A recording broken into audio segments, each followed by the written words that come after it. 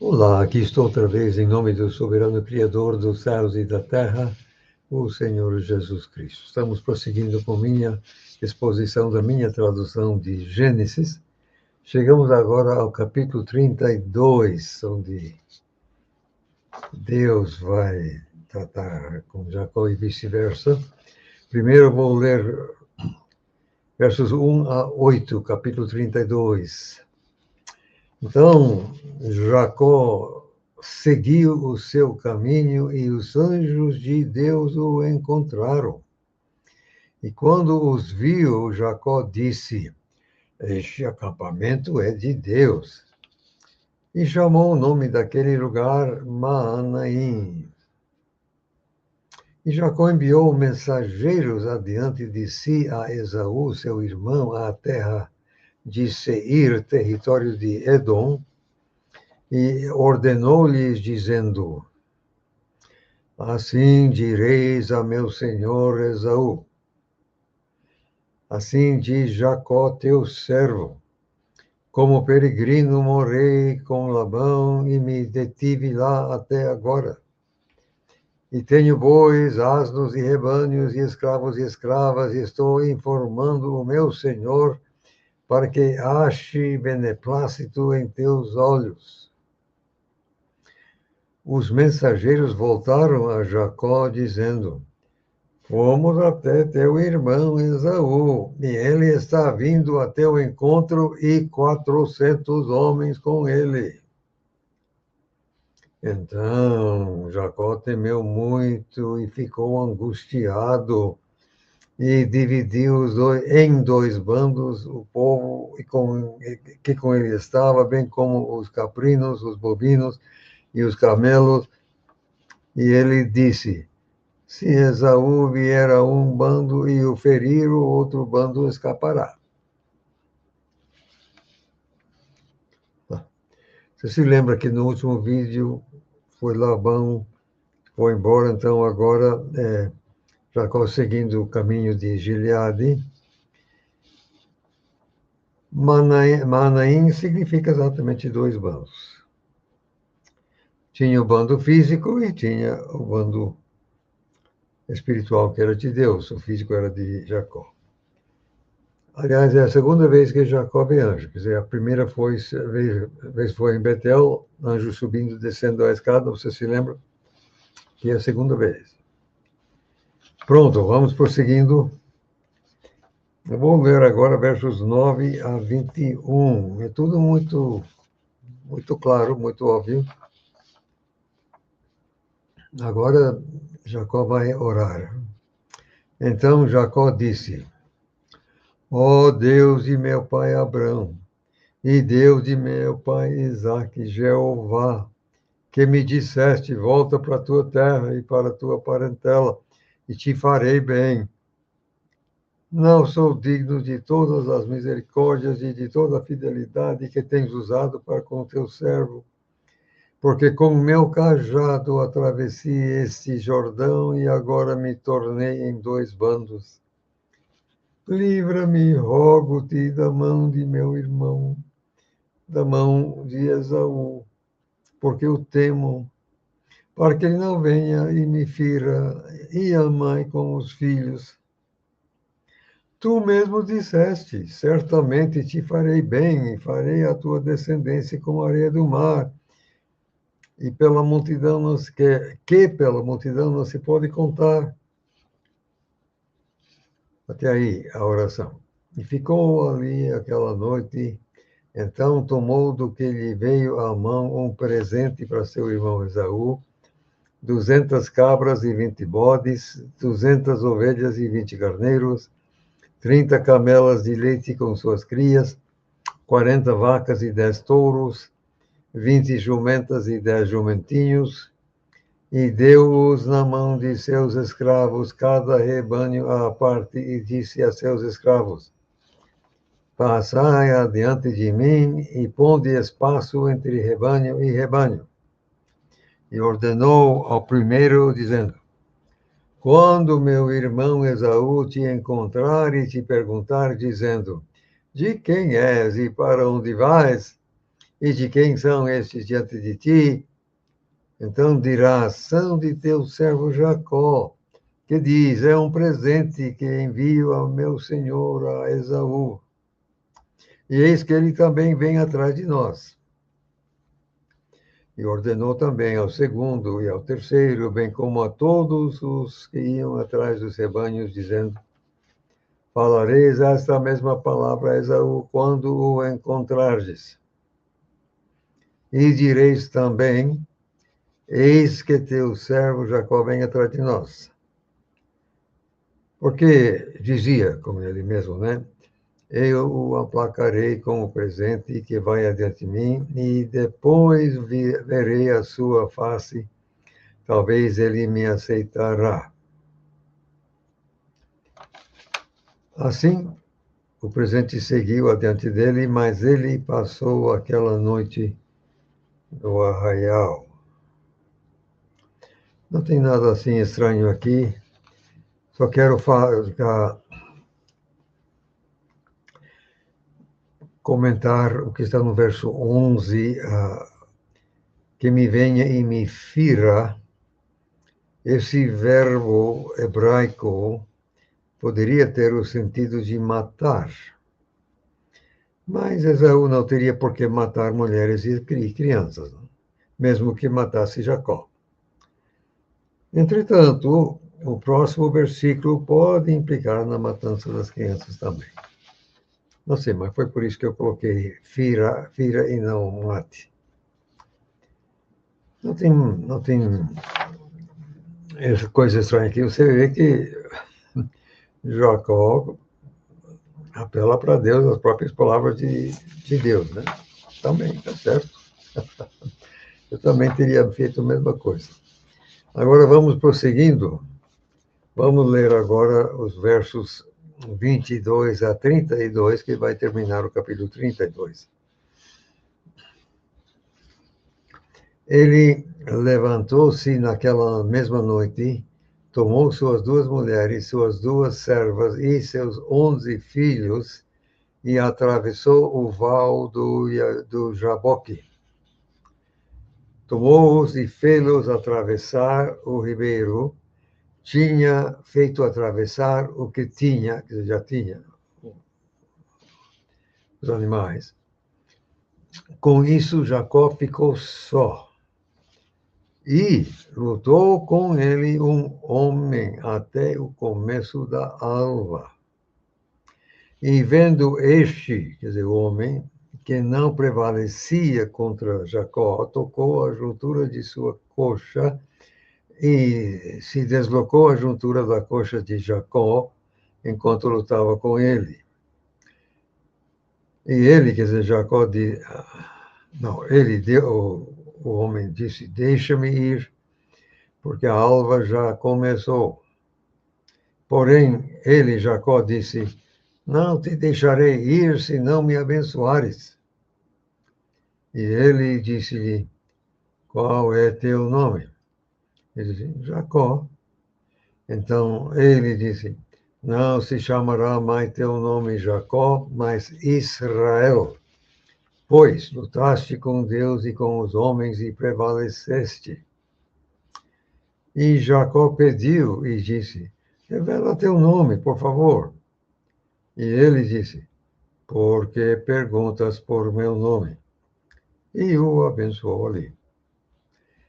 E Jacó chamou o nome do lugar Peniel, aspas, porque tenho visto a Deus face a face e ainda estou com vida, fecha aspas. E nasceu-lhe o sol quando prosseguiu de Peniel e cocheava por causa da coxa. Por isso os filhos de Israel não comem o tendão que está sobre a juntura da coxa até os dias de hoje, porque ele feriu a juntura da coxa de Jacó, o tendão. Eu quero comentar várias coisas aqui. Naquela mesma noite, parece que Jacó fez aquela travessia mesmo de noite, o que seria um procedimento estranho, Mas eu imagino, talvez Deus já havia se apresentado a ele e ele sabia que teria de enfrentá-lo sozinho. Então, ele fez questão de levar todo mundo para o outro lado do ribeiro. Ficou para... Aí ele voltou para ficar só. O Val do Jaboque. O Jaboque é um pequeno afluente do Rio Jordão, do lado leste.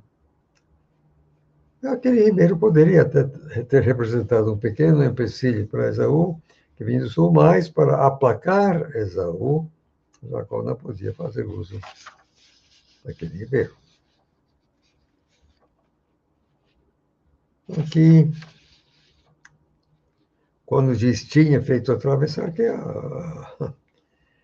uma boa parte de seus bens já tinham mandado embora em direção a Esaú. Aí, verso 24 diz que ele ficou só. Quer dizer, fatalmente, depois de ajudar as mulheres criadas a atravessar, ele voltou para ficar sozinho do outro lado. Esse Jacó foi uma coisa, quer dizer, obviamente, o homem, que seria o próprio Deus, limitou sua força para permitir que Jacó, ele poderia ter matado Jacó até, mas Jacó segurou nele, não deixou ele ir. Aí Deus, me deixa ir, o dia está chegando. O velho Jacó estava agarrado. Só que aí Jacó queria uma bênção, não foi, tudo aquilo não foi à toa, não, obviamente que não. Por que Deus iria se apresentar dessa forma? Enfim, a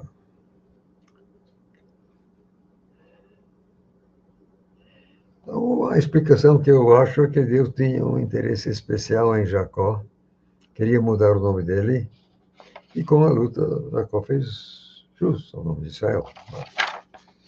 E também foi crescendo espiritualmente, né? Agora, Israel significa exatamente aquele que luta com Deus.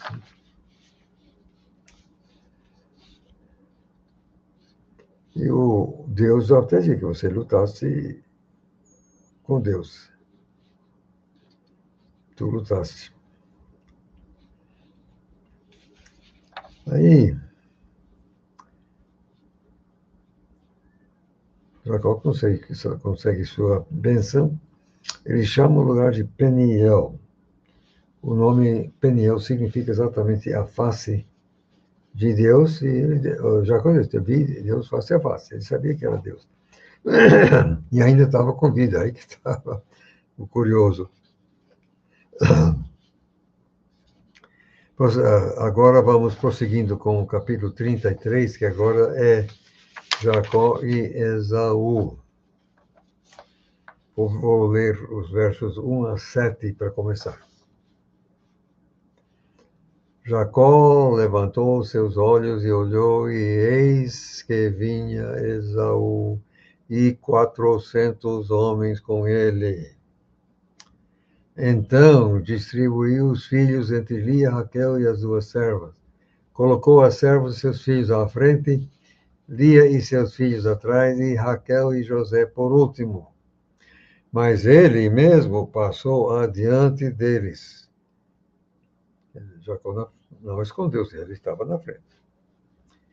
Passou adiante deles, inclinou-se à terra 7 vezes, até que chegou a seu irmão.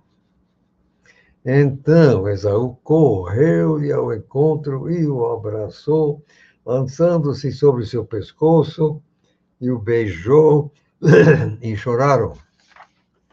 Daí levantou seus olhos e viu as mulheres e os meninos, e disse, quem são estes contigo? Os filhos com que Deus agraciou ao teu servo. Então as servas se aproximaram, elas e seus filhos, e inclinaram-se, e Lia com seus filhos também se aproximaram, inclinaram-se. Depois José e Raquel se aproximaram e inclinaram-se. Por enquanto, quero comentar aqui o verso 4. Ficaram aí abraçados, chorando. É preciso entender que certamente Jacó e Esaú falaram muito mais do que está registrado aqui no texto.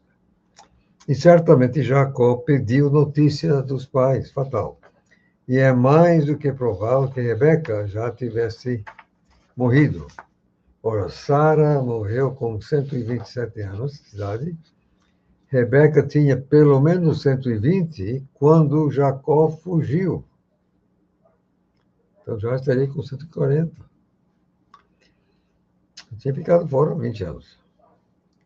Eu digo que isso explica porque Jacó não tinha pressa para ver o pai. É possível que Jacó tivesse mágoa do pai, se Isaac tivesse reconhecido o que Deus tinha falado a Rebeca, e o fato de Esaú ter vendido a primogenitura, não tivesse tentado abençoar Esaú mesmo assim, Jacó não teria passado pela angústia e a humilhação que passou. Aliás, parece que Isaac estava dentro de seus últimos 10 anos quando Jacó finalmente apareceu. Vamos ver isso mais tarde. Pronto. Agora vamos ver versos 8 a 17.